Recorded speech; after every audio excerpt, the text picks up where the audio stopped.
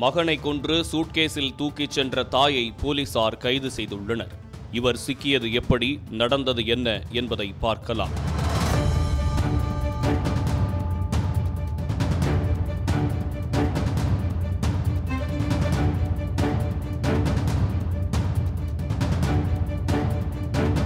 கர்நாடக மாநிலம் பெங்களூருவைச் சேர்ந்தவர் சுசனா சேத். 39 வயதாகும் இவர் மைண்ட்ஃபுல் ஏஐ லேப் நிறுவனத்தின் தலைமை நிர்வாகியாக உள்ளார். கடந்த 6ஆம் தேதி வடக்கு கோவாவில் உள்ள பிரபலமான ஹோட்டல் ஒன்றில் தனது 4 வயது மகனுடன் சுசனா சேத் அறை எடுத்து தங்கியுள்ளார்.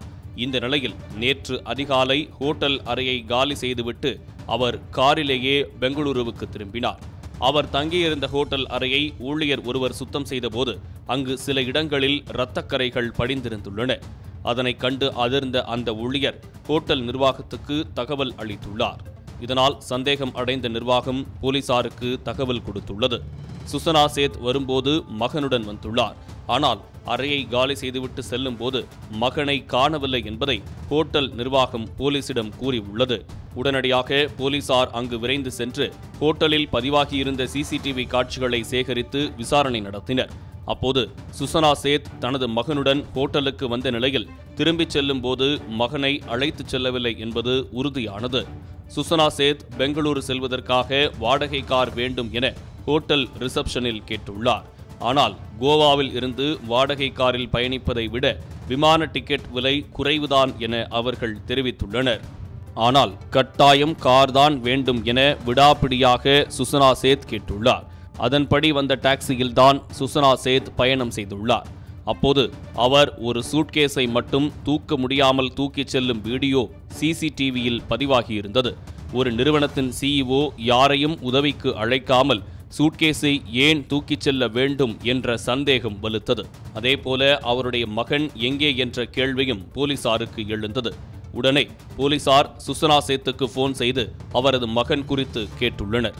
அதற்கு அவர் தனது மகன் உறவினர் வீட்டில் உள்ளதாக தெரிவித்துள்ளார்.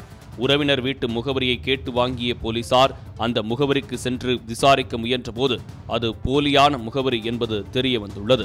இதனையடுத்து போலீசார் சுசனா சேத் பயணித்த டாக்ஸி டிரைவரை தொடர்பு கொண்டு பேசிய போது கார் கர்நாடக மாநிலம் சித்ரதுர்கா மாவட்டத்தில் சென்று கொண்டிருப்பது உறுதியானது. இதைத் தொடர்ந்து கார் டிரைவரை அருகே உள்ள போலீஸ் ஸ்டேஷனுக்கு கொண்டு செல்லுமாறு கோவா போலீசார் கூறியுள்ளனர். அதன்படி கார் டிரைவர் ஜமங்கலா போலீஸ் நிலையத்திற்கு காரை ஓட்டிச் சென்றுள்ளார். அங்கு கோவா போலீசார் கூறியதன் அடிப்படையில் அங்கிருந்த போலீசார் காரை சோதனை செய்துள்ளனர். அப்போது சுசனா சேத் தூக்க முடியாமல் தூக்கி வந்த சூட்கேஸில் அவரது மகன் இறந்து கிடப்பதைக் கண்டு போலீசார் அதிர்ந்துள்ளனர். இதைத் தொடர்ந்து சுசனா சேத்தை பிடித்து போலீசார் விசாரணை நடத்தியுள்ளனர். அப்போது அவர் தனது மகனை கொன்றுவிட்டு உடலை பையில் அடைத்து காரில் எடுத்துச் சென்றதை ஒப்புக்கொண்டுள்ளார். ஆனால் எதற்காக மகனை கொன்றார் என்பது குறித்த தகவல்கள் தெரியவில்லை. போலீசார் தொடர்ந்து சுசனா சேத்திடம் விசாரணை மேற்கொண்டு வருகின்றனர். பெற்ற தாயை மகனை கொன்று சூட்கேஸில் தூக்கிச் சென்ற சம்பவம் கடும் அதிர்ச்சியை ஏற்படுத்தியுள்ளது.